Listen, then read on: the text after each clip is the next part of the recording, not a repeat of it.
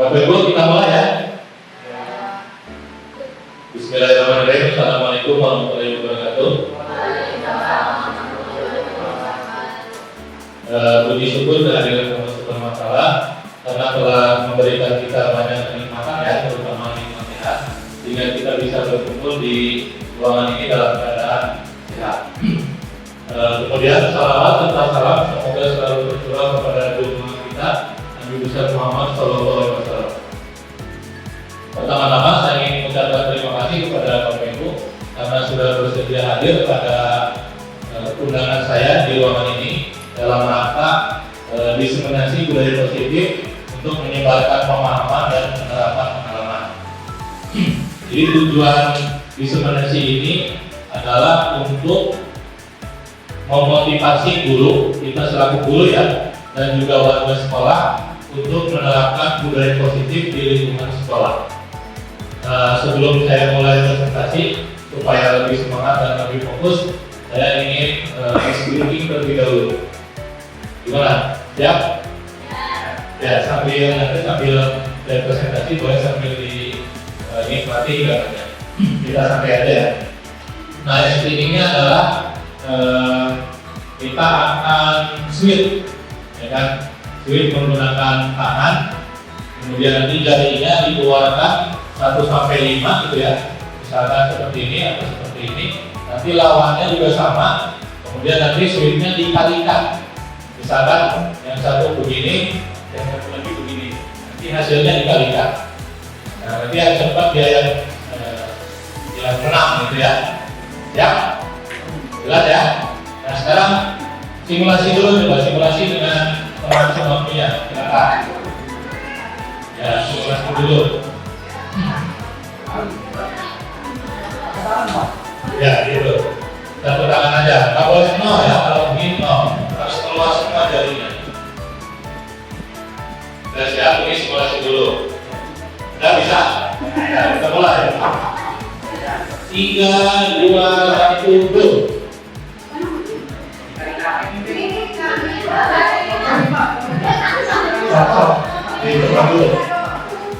Nah, dikalikan 2 kali 1, 2 gitu.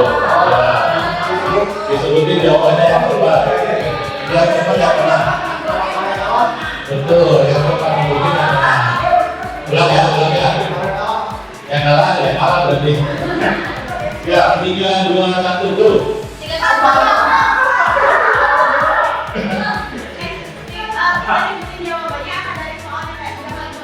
Langsung jawabannya aja. Langsung jawabannya. Ulang. Oke, sekali lagi ulang. 3, 2, 1, go. Ya, yang menang berdiri di sini. Menang berdiri. Hah? Ya, yang menang berdiri di sini. Ayo. Ini siapa yang menang tadi? Ini kalau membatalnya berarti ulang lagi gitu. Ulang lagi. Coba yang keluar. Ya, gue keluar. Gue kesini lawannya. Gak ke sini. Coba yang menang tadi. Yang menang siapa? Ayo. Siap. Nah. 3, 2, 1, go. Yang menang di sini ke depan. Yang menang ke depan. Masih sama? Ulang, ayo. 3, 2, 1. Ya, silakan sini. Ya, guru matematika lawan bahasa Sunda. Guru matematika. Nah, sekarang guru bahasa Inggris lawan guru matematika. 3 kali ya. 3 kali kesempatan. Ya. 3, 2, 1, go. Ibu maju. Go. Coba. Ya, satu-satu terakhir. Go. Lanjut, go. Lanjut. Ya, ini pemenangnya. Terima kasih. Ya, tadi speaking tadi ya, mengajarkan kepada kita, ini sering saya terapkan di kelas, mengajarkan kepada kita atau kepada anak-anak bahwa dalam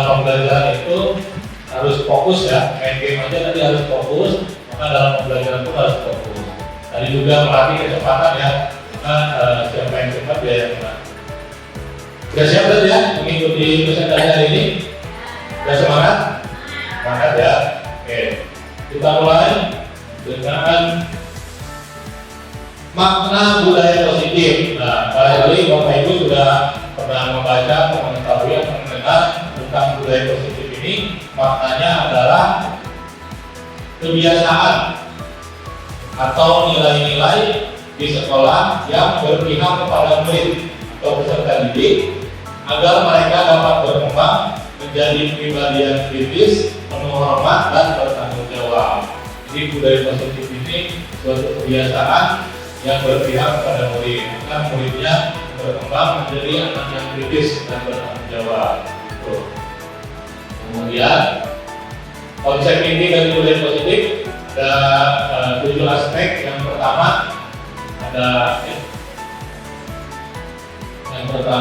ada perubahan paradigma belajar, ada disiplin positif, kemudian motivasi perilaku manusia, kebutuhan dasar manusia, posisi kontrol restitusi, kemudian keyakinan kelas, dan terakhir segitiga restitusi.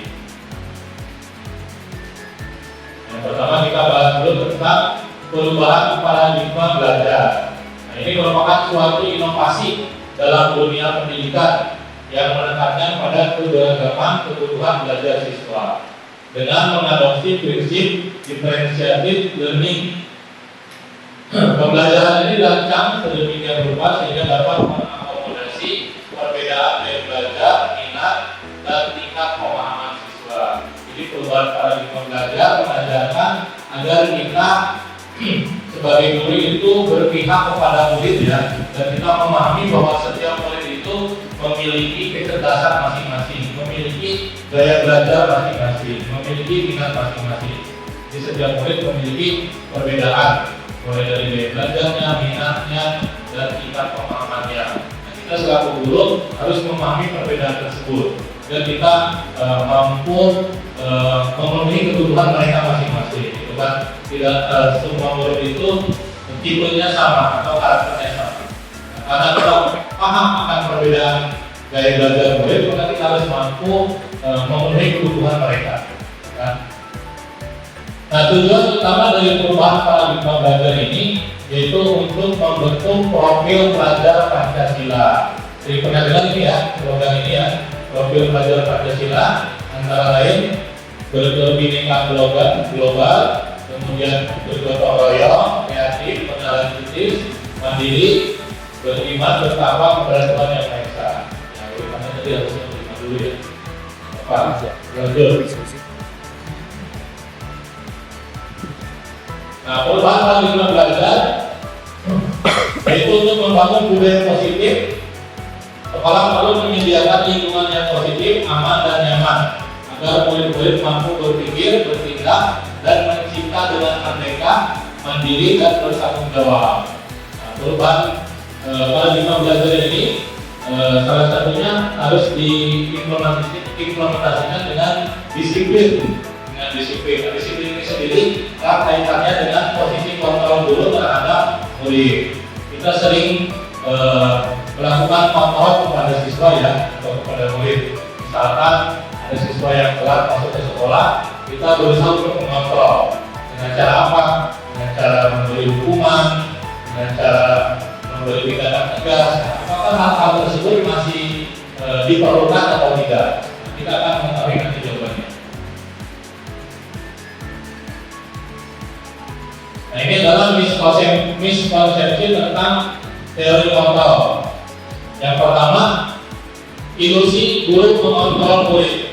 Apakah ini masih berlaku bahwa guru itu sepenuhnya bisa mengontrol murid?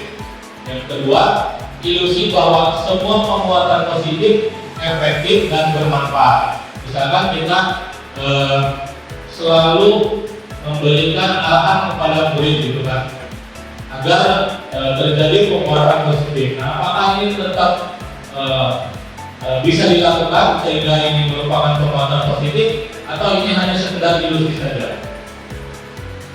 Kemudian berikutnya, Ilusi bahwa kritik dan membuat rasa bersalah mampu menguatkan karakter. Nah, ini sering terjadi ya kalau kita menemukan siswa kita bermasalah, ya kan?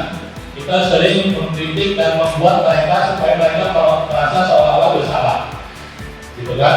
Apakah dengan murid merasa bersalah, kemudian karakter mereka menjadi kuat, mereka ingin berubah, mereka ingin memperbaiki keadaannya? Apakah seperti itu?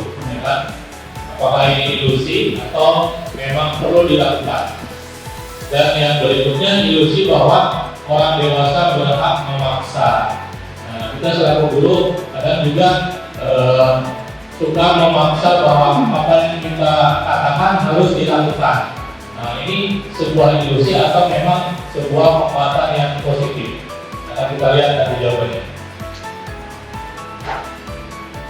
Selanjutnya, ilusi guru mengontrol murid. Pada dasarnya kita tidak dapat memaksa murid untuk berbuat sesuatu jika murid tersebut memilih untuk tidak melakukannya, ya kan? Kemudian, walaupun tampaknya kita sedang mengontrol perilaku murid tersebut, hal ini karena murid tersebut sedang mengizinkan dirinya dikontrol, ya kan? Kalau murid mengizinkan dirinya dikontrol, maka kita boleh mengontrolnya. Kalau sebaliknya, apakah boleh atau tidak? Nanti kita lihat jawabannya. Kemudian, ilusi bahwa semua penguatan positif efektif dan bermanfaat. Penguatan positif atau bujukan adalah bentuk-bentuk kontrol. Segala usaha untuk mempengaruhi murid agar mengulangi suatu perilaku tertentu adalah suatu usaha untuk mengontrol murid tersebut. Kemudian, ilusi bahwa kritik dan membuat orang merasa bersalah dapat menguatkan karakter. Menggunakan kritik dan rasa bersalah untuk mengontrol murid menuju pada identitas gagal. Nah, ternyata kalau kita berusaha membuat murid merasa bersalah agar mereka bertanggung jawab, agar mereka memperbaiki kesalahannya, ini merupakan identitas gagal. Nah, hal tersebut untuk saat ini sepertinya tidak diperlukan lagi.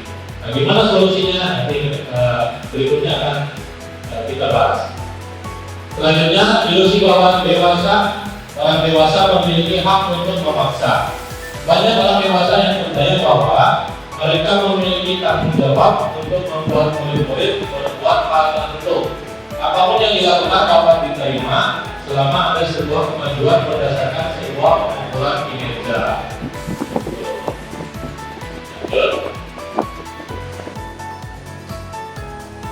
Nah, sekarang mengubah paradigma dari stimulus respon ke pendekatan teori kontrol. Yang pertama, kita mencoba mengubah orang agar berpandangan sama dengan kita.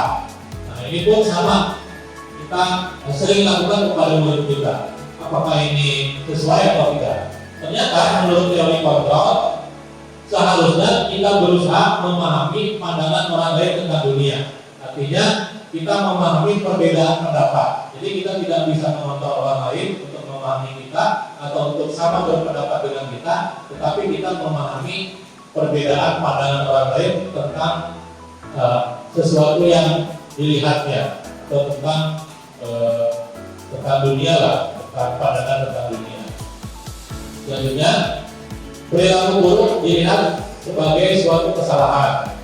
Ya, kalau kita melihat kesalahan murid kita menganggapnya sebagai perilaku buruk. Apakah itu sesuai?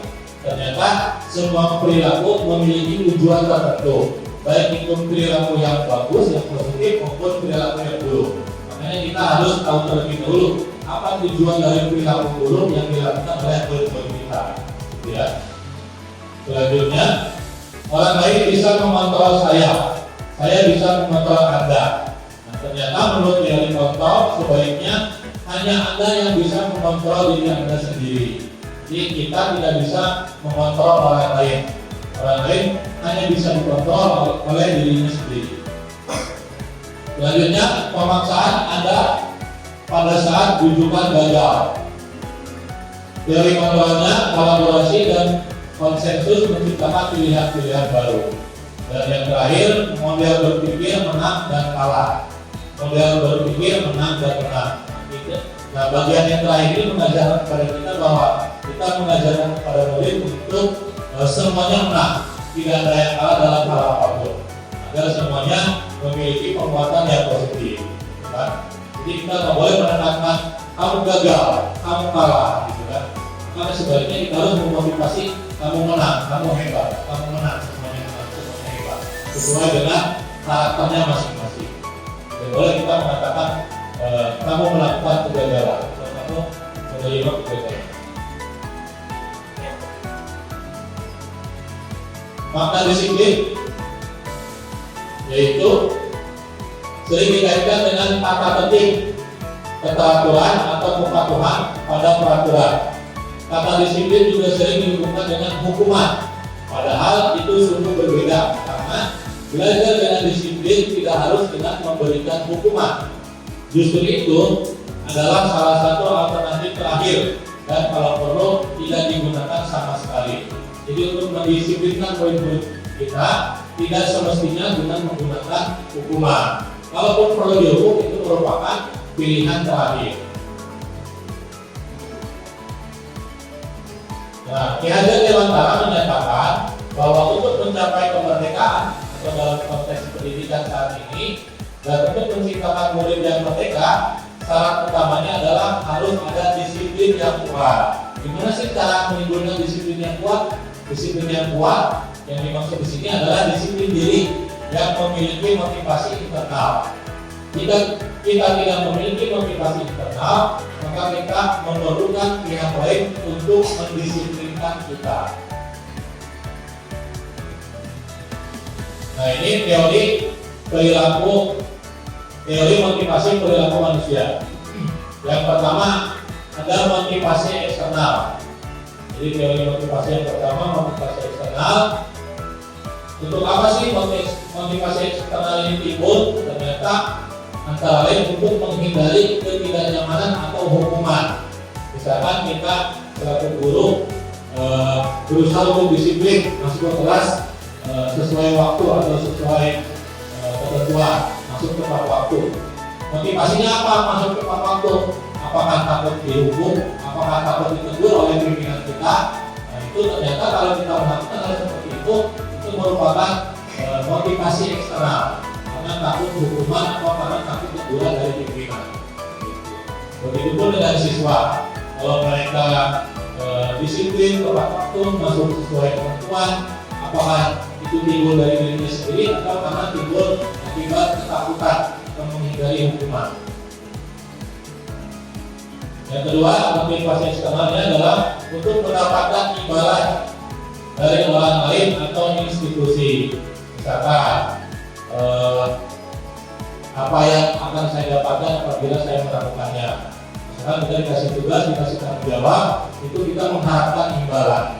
Jadi motivasi kita mengerjakan tugas tersebut adalah motivasi eksternal karena mengharapkan imbalan. Kalau melakukan sesuatu berharap ada imbalannya dari pimpinan atau dari institusi. Nah, sebaliknya motivasi perilaku yang positif itu adalah motivasi yang timbul dari dalam diri sendiri atau disebut dengan motivasi internal, yaitu untuk menghargai diri sendiri. Misalkan saya akan menjadi orang yang seperti apa bila saya melakukannya. Nah, motivasi ini merupakan tujuan dari disiplin positif, kan? Motivasi internal yang timbul dari dalam diri sendiri. Saya akan menjadi orang seperti apa apabila saya melakukannya. Saya akan menjadi orang seperti apa apabila saya disiplin, saya tepat waktu, saya melakukan pekerjaan saya sesuai kemampuan saya. Jadi tidak mengharapkan imbalan, tidak takut karena hukuman juga. Itu merupakan tujuan utama disiplin positif.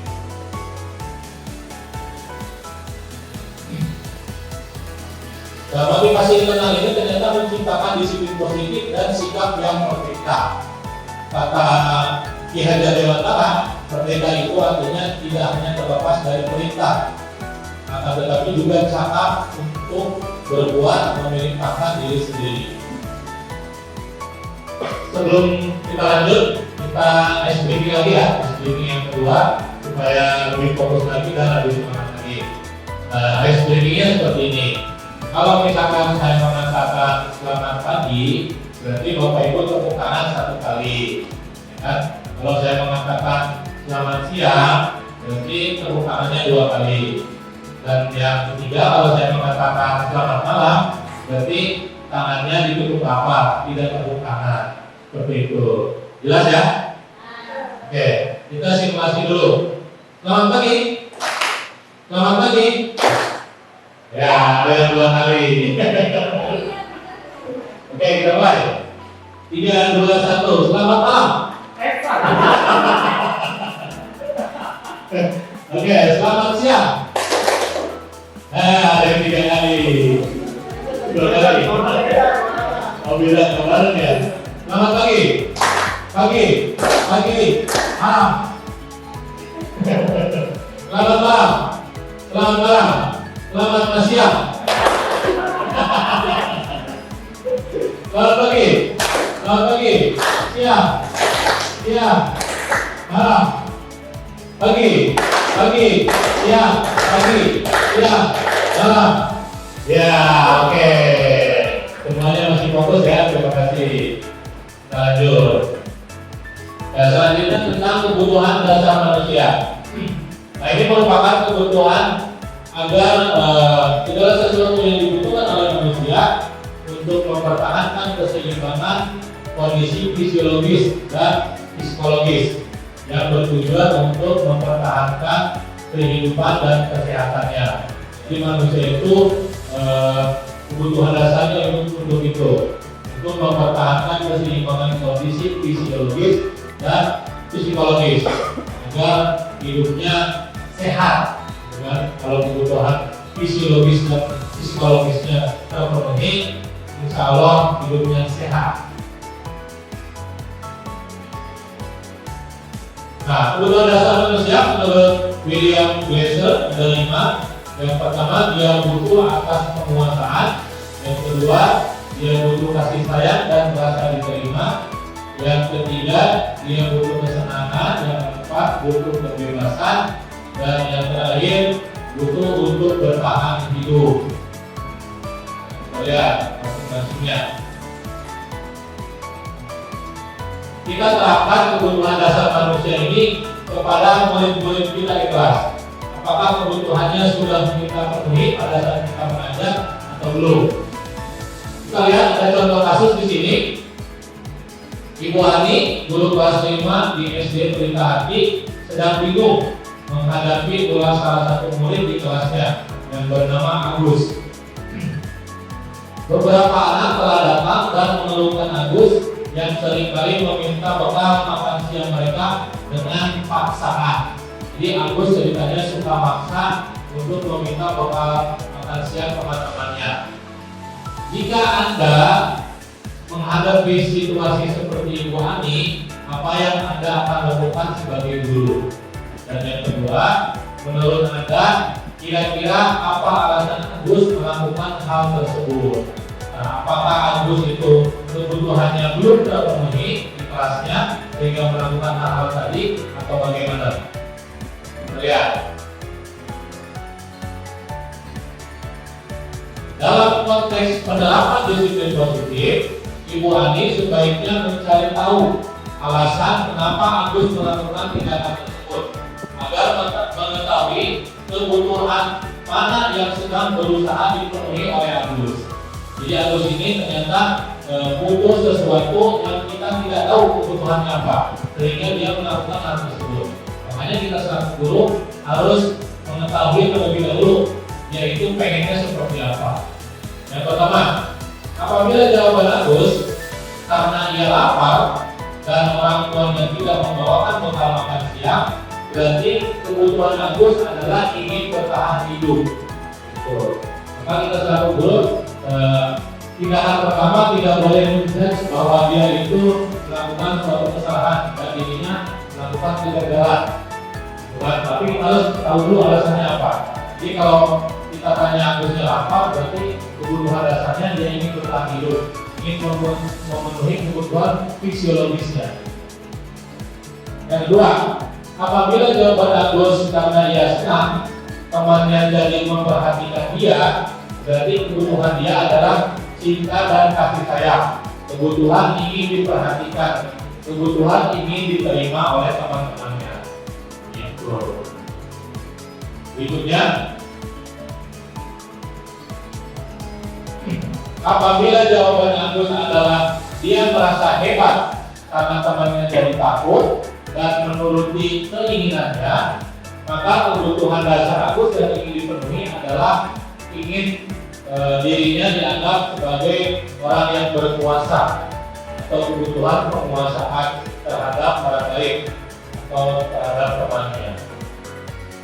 Berikutnya, jika jawaban Agus karena dia merasa bosan dengan bekal yang dibawakan ibunya karena selalu membawakan bekal yang sama, berarti kebutuhannya adalah kebebasan. Dia pengen merasa punya pilihan akan bekalnya, tidak itu aja. Bosan dengan bekal yang dibawakan orang tuanya, maka dia pengen punya kebebasan untuk memilih bekalnya pengen seperti apa. Jadi kebutuhan dasarnya belum terpenuhi oleh orang tuanya. Dan yang terakhir, apabila jawaban Agus adalah karena iseng saja dan tidak menikmati ekspresi wajah temannya, dan dia menikmati apabila karena iseng dan dia menikmati ekspresi wajah temannya yang besar karena diambil makanannya, berarti kebutuhan dasar Agus yang ingin dipenuhi adalah kesenangannya. Kalau belum kita isi berat, jadi dia pengen bersenang-senang terhadap temannya. Real ya, bisa. Itu merupakan kebutuhan dasar manusia yang lazim untuk dipenuhi. Kalau hal-hal tersebut sudah kita kuasai, sudah kita ketahui, maka kita bisa memaklumi perbuatan-perbuatan murid kita di kelas yang mereka lakukan. Yang penting kita bisa memahami apa yang mereka butuhkan. Nah, selanjutnya 5 posisi kontrol restitusi. Yang pertama sebagai penghukum, yang kedua sebagai pembuat rasa bersalah, yang ketiga sebagai teman, yang keempat sebagai pemantau, dan yang kelima sebagai manajer atau pemimpin. Kira-kira kita sebagai guru ada di posisi yang mana terhadap murid kita? Apakah kita sering menghukum karena murid kita tidak disiplin? Apakah kita sering membuat murid kita merasa bersalah karena perbuatan yang mereka lakukan, sehingga kita menciptakan seolah-olah mereka bersalah, mereka gagal? Atau kita bisa memposisikan diri kita sebagai teman atau pemantau atau pemimpin? Mari kita lihat kasusnya. Contoh penerapan 5 posisi kontrol. Kasusnya adalah siswa tidak memakai atribut lengkap saat upacara bendera, ya kan? Kalau kita memposisikan diri sebagai penghukum, maka kita akan mengatakan bahwa kepada siswa kita patuhi aturan sekolah, lalu berdiri di depan barisan. Nah, seperti itu. Kalau kita memposisikan diri sebagai penghukum, maka kita akan menghukum siswa kita atau murid kita dengan cara menyuruh mereka berdiri di depan barisan. Tetapi apabila kita memposisikan diri sebagai pemantau, maka kita akan mengatakan kepada murid kita, kamu sudah melanggar apa peraturan dan konsekuensinya. Jadi kalau kita sebagai pemantau, kita menawarkan konsekuensi. Kalau tadi yang pertama langsung menghukum, kalau sekarang yang kedua menawarkan konsekuensinya. Apa konsekuensi dari perbuatan kamu? Kemudian yang ketiga, jika kita memposisikan diri sebagai teman, maka kita akan mengatakan, ayolah yang tertib, buat Bu Guru atau Pak Guru bangga. Kali ini tidak apa-apa kamu melakukan kesalahan. Itu sebagai teman ya, jika posisi itu kita ambil. Dan yang berikutnya, posisi sebagai pembuat rasa bersalah. Kita akan mengatakan, berapa kali sih Bu Guru atau Pak Guru harus memberitahu kamu atau mengingatkan kamu, Bu Guru kecewa sama kamu. Nah itu, jadi kita membuat seolah-olah perbuatan tersebut menyebabkan mereka harus merasa bersalah agar mereka menyesal. Apabila itu sering kita lakukan, maka kita memposisikan diri sebagai pembuat rasa bersalah. Dan yang kelima adalah sebagai manajer atau pemimpin. Maka kalau kita memposisikan diri kita sebagai manajer, kita akan mengatakan, apakah kamu tahu kesalahanmu? Kira-kira bagaimana kamu akan memperbaiki kesalahan ini? Jadi kalau sebagai manajer, maka kita akan berlaku lebih bijaksana dalam menghadapi situasi diri tersebut. Apakah kamu tahu kesalahanmu? Kira-kira gimana cara memperbaiki kesalahan tadi? Maka hal-hal tersebut lebih efektif dalam memposisikan diri sebagai manajer, bukan? Jadi tidak langsung menghukum, tapi kita lebih ingin mencari tahu kesalahannya seperti apa dan gimana cara memperbaiki kesalahannya. Itu lebih efektif dan juga lebih bijak sebagai manajer.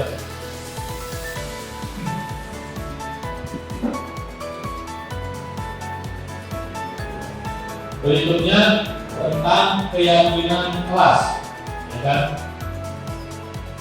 Masih semangat Bapak Ibu? Masih. Mengapa tidak peraturan saja? Mengapa harus keyakinan kelas? Kira-kira ada yang bisa jawab? Mengapa tidak peraturan saja? Mengapa harus keyakinan? Biasanya peraturan dibuat untuk wilayah, ya kan? Peraturan dibuat untuk wilayah. Jadi tidak efektif kalau membuat peraturan. Tapi kalau membuat keyakinan, maka nanti akan timbul motivasi internal untuk melaksanakan keyakinan atau kesepakatan yang sudah dibuat. Nah, kalau motivasi internalnya sudah timbul, maka dia akan merasa bertanggung jawab atas keyakinan tersebut.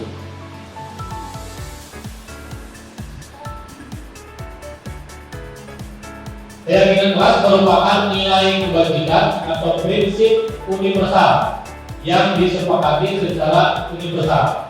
Jadi prinsip-prinsip universal yang disepakati secara universal, lepas dari latar belakang suku, negara, bahasa maupun agama.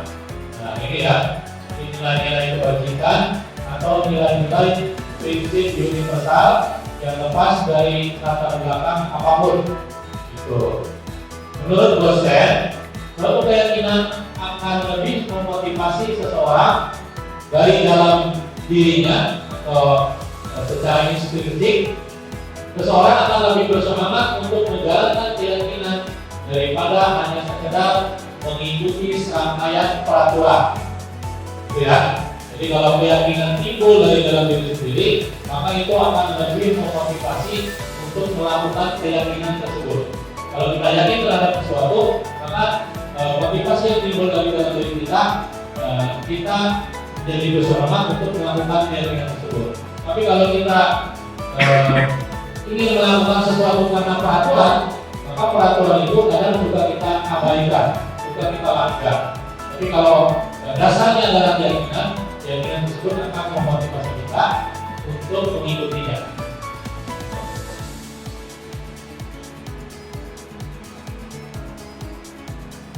Bagaimana sih cara pembentukan keyakinan kelas? Nah, keyakinan kelas ini kriterianya antara lain lebih abstrak dibanding peraturan. Gitu ya, keyakinan lebih abstrak dibanding peraturan. Berupa pernyataan yang universal, dibuat dalam bentuk kalimat positif, sedikit saja agar mudah diingat. Kemudian kriteria berikutnya sesuai dengan kondisi kelas dan sekolah agar mudah diterapkan.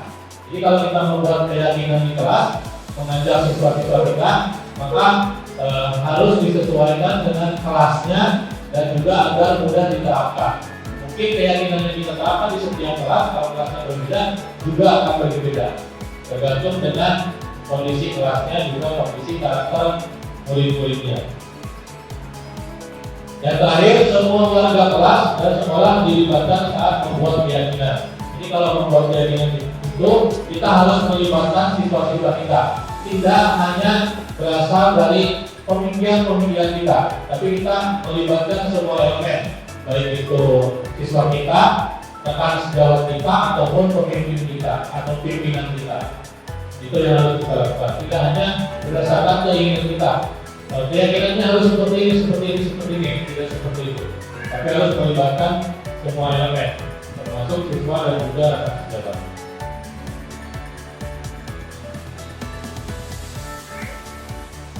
Nah, ini perbedaan antara keyakinan dengan peraturan. Kalau peraturan biasanya bunyinya seperti ini. Selalu kembalikan buku ke tempatnya.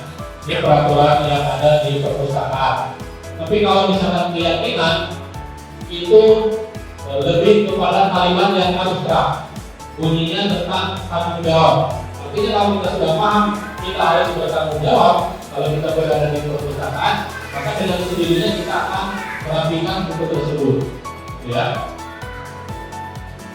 Peraturan yang berikutnya, dilarang mengganggu orang lain.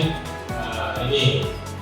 Jadi kalau misalkan dalam bentuk peraturan, kalimat yang digunakan seperti itu. Sementara kalau dalam bentuk keyakinan, jadi kepada menghormati orang lain, tidak mengganggu dengan cara menghormati orang lain. Berikutnya, bentuk peraturan hadir di sekolah 15 menit sebelum pembelajaran dimulai. Tapi kalau dalam bentuk keyakinan, menghormati orang lain dan berkomitmen. Komitmennya apa? Komitmennya disiplin waktu, tidak telat, gitu kan? Masuk sebelum waktu yang ditentukan. Bentuk peraturan yang berikutnya, dilarang melakukan kekerasan.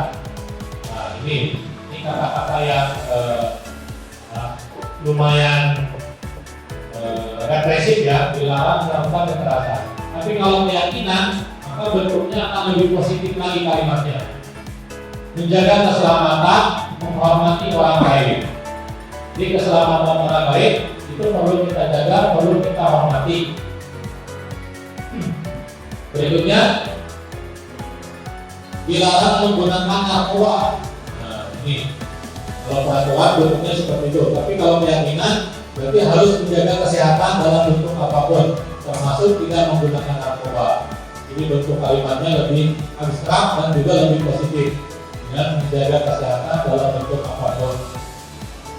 Selanjutnya, peraturan berbentuk bergantian atau menunggu giliran. Nah, ini biasanya dikatakan pada murid-murid kita saat mereka melakukan antrian, ya. Tapi untuk keyakinan, bentuk kalimatnya bisa menghormati orang lain dan juga bersabar. Jadi kalau misalkan mereka ngantri, kita lebih bijak mengatakan hormati orang lain yang sudah duluan dan juga bersabar. Peraturan gunakan masker. Setelah keyakinan, kesehatan dan keselamatan. Jadi sudah otomatis ya, kalau menggunakan masker berarti melindungi kesehatan kita dan juga keselamatan kita dari ancaman virus. Dan yang terakhir, jangan berlari di kelas atau koridor. Berarti keyakinannya adalah kalau kita tidak berlari, berarti kita menjunjung tinggi keselamatan dan keamanan kita atau murid-murid kita. Itulah bentuk-bentuk perbandingan antara peraturan dan keyakinan. Kalau keyakinan lebih kepada kalimat yang lebih positif.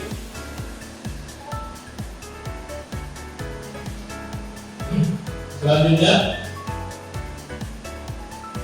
nah ini bentuk dokumentasi penerapan keyakinan kelas yang saya lakukan dengan murid-murid saya di kelas. Ya. Jadi saya meminta mereka untuk berdiskusi menyepakati keyakinan atau kesepakatan kelas mereka. Kemudian saya dokumentasikan, dan setelah keyakinannya disepakati bersama, ya kan, setelah disepakati bersama satu kelas oleh semua murid dan oleh guru, kemudian keyakinannya didokumentasikan atau diadministrasikan dalam bentuk poster. Dan posternya dipasang di dinding kelas agar selalu terlihat oleh murid-murid kita. Gitu. Jadi pembuatan keyakinannya atas kesepakatan bersama, kemudian setelah disetujui baru dibuat administrasinya, dokumentasinya bentuk poster seperti itu. Masih semangat? Masih ya? Oke. Mau explaining lagi nggak?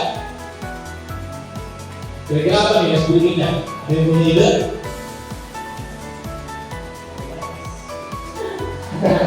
Maunya escape, mixer, lebih segar.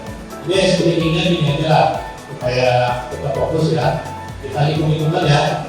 Hitung-hitungan. Nanti ada guru matematika, guru selain matematika, apa-apa, belajar berhitung juga.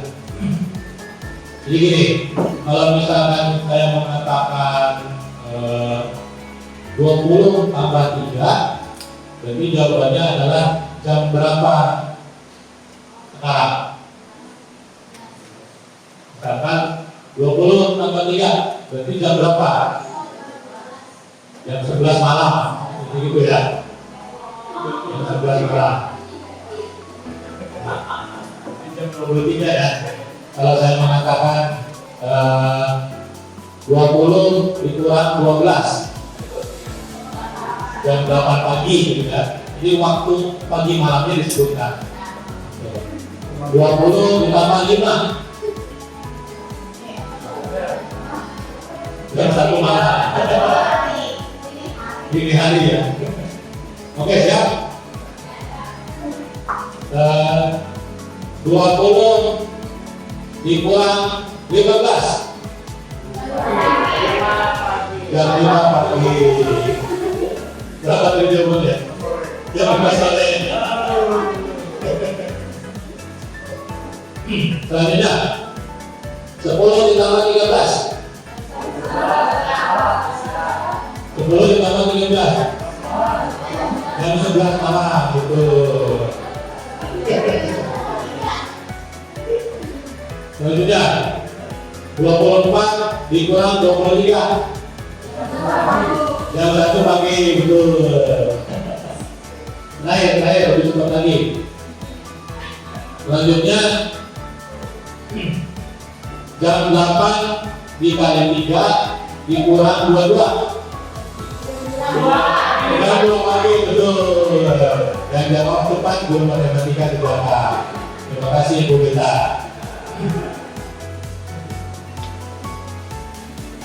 Oke, kita lanjut ya sedikit lagi. Sekarang tentang segitiga restitusi. Pernah dengar nggak Bapak Ibu tentang restitusi ini? Pernah dengar nggak? Pernah ya? Apa baru kali ini?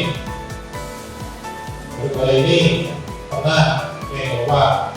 Kita lihat dulu pengertian dari restitusi. Adalah proses menciptakan kondisi bagi murid untuk memperbaiki kesalahan mereka sehingga mereka bisa kembali pada kelompok mereka dengan karakter yang lebih kuat. Jadi intinya restitusi itu adalah menciptakan kondisi bagi murid untuk memperbaiki kesalahan. Nah, jadi teori ini mengajarkan kepada kita gimana sih cara yang baik mengatasi permasalahan murid gitu kan. Apakah harus langsung dihukum?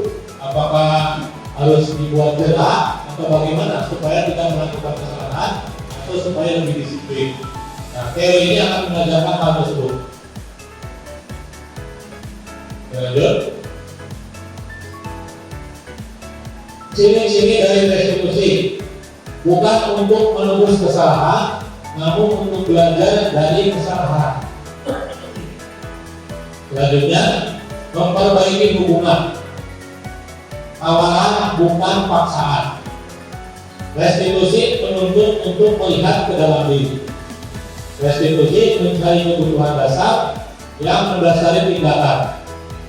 Restitusi cara yang paling baik untuk memperbaiki diri. Restitusi fokus pada karakter bukan tindakan. Restitusi fokus pada solusi. Dan terakhir, restitusi mengembalikan murid yang berbuat salah pada kelompoknya. Nah, kita lihat tahapannya. Ini adalah tahapan segitiga restitusi. Yang pertama, menstabilkan identitas. Yang kedua, validasi tindakan yang salah, ya kan? Dan yang ketiga adalah menanyakan keyakinan. Setiap tahapan itu ada contoh kalimat bijaknya. Misalkan kita menemukan murid kita tidak mengerjakan tugas di kelas, ini berulang secara terus-menerus. Kemudian kita memanggil murid yang tidak mengerjakan tugas secara terus-menerus. Kemudian kita menerapkan teori segitiga restitusi ini. Tahap yang pertama yang kita lakukan, kita akan mengatakan setiap orang pasti melakukan kesalahan, Jadi kita tidak langsung mengatakan kenapa kamu tidak mengerjakan tugas, berarti kamu tidak disiplin, bla bla bla bla, Tidak seperti itu lagi. Tapi kita menanyakan dasarnya, kenapa kamu tidak mengerjakan tugas. Kemudian kita mencoba menstabilkan identitasnya, mencoba menstabilkan perasaannya dengan memberikan kalimat setiap orang pasti pernah melakukan kesalahan dan kamu bukan satu-satunya orang yang pernah melakukan kesalahan. Jadi kita menstabilkan dulu identitas murid kita, menstabilkan dulu perasaannya, kenapa dia berbuat seperti itu. Kemudian tahap berikutnya memvalidasi tindakan yang salah. Kita nanyain, kenapa sih kamu baik, oh ya, kamu tentu punya alasan mengapa kamu melakukan hal tersebut. Jadi kita menanyakan kenapa sih nggak kerjain tugas, bukan alasannya apa. Kemudian adakah cara yang lebih efektif untuk mendapatkan apa yang kamu butuhkan. Jadi kita menawarkan gimana nih caranya supaya kamu lebih disiplin lagi, supaya kamu kerjain tugasnya lebih rajin lagi. Kira-kira cara apa yang lebih efektif yang kamu butuhkan supaya kamu tidak kesulitan dalam memenuhi kebutuhan kamu atau dalam mengerjakan tugas tersebut. Dan tahapan yang terakhir yaitu menanyakan keyakinan. Kalimat yang bisa kita tanyakan, keyakinan kelas apa yang telah kita sepakati. Tadi kan sebelum ini kita sudah membuat keyakinan kelas. Jadi kita mencoba atau mengajak murid kita untuk mengingat-ingat kembali keyakinan kelas apa yang telah kita sepakati. Misalkan kita membuat keyakinan di kelasnya agar siswa disiplin dalam mengerjakan tugas. Jadi kalau misalkan dia tidak disiplin, maka kita mengarahkan bahwa murid kita tidak melaksanakan keyakinan kelasnya dengan cara tidak mengerjakan tugas. Yang baru yang terakhir menanyakan keyakinannya yaitu dengan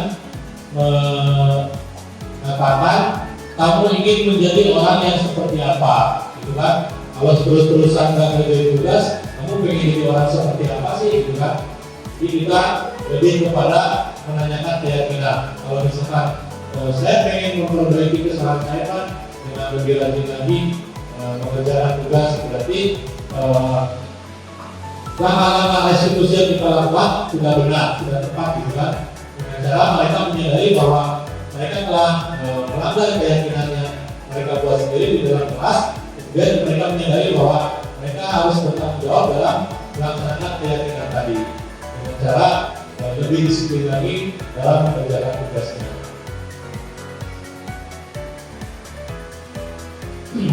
Kira-kira apakah masih ada slide-nya? Nah ini ternyata saya juga sudah menerapkan segitiga restitusi kepada siswa yang telah ini pada saat pembelajaran yang saya lakukan di kelas, ternyata siswanya suka telah masuk ke kelas. Dan ini sering berulang setiap saya ngajar di kelas siswa tersebut atau murid tersebut. Kemudian saya panggil siswanya, kemudian saya lakukan tahap restitusi yang tadi dengan tahapan-tahapan yang tadi sudah dijelaskan. Dan pada akhirnya dia menyadari bahwa dia telah melakukan atau tidak melakukan keyakinan kelasnya, dan dia menyadari juga akan memperbaiki dirinya agar dia bisa menerapkan keyakinan yang sudah disepakati. Itu keyakinannya tadi tentang disiplin dalam mengerjakan tugas. Gitu. Bedanya ya. Ini kita habis. Bisa next lagi. Saya lupa ini slide 5. Jadi slide ini slide yang terakhir. Nah itu saja Bapak Ibu yang bisa saya sampaikan dalam rangka diskriminasi budaya positif yang sudah saya pelajari selama saya mengikuti pendidikan guru penggerak dan juga sudah saya terapkan di lingkungan sekolah kita ya, terutama di lingkungan kelas. Mudah-mudahan apa yang saya sampaikan bisa menginspirasi Bapak Ibu juga untuk menerapkan budaya positif di sekolah kita dan juga di kelasnya bisa mengajak siswa-siswanya untuk membuat keyakinan kelas agar mereka bisa lebih baik lagi dan mereka bisa terpenuhi kebutuhan dasarnya. Barangkali itu saja. Sebelum saya tutup, ada pertanyaan?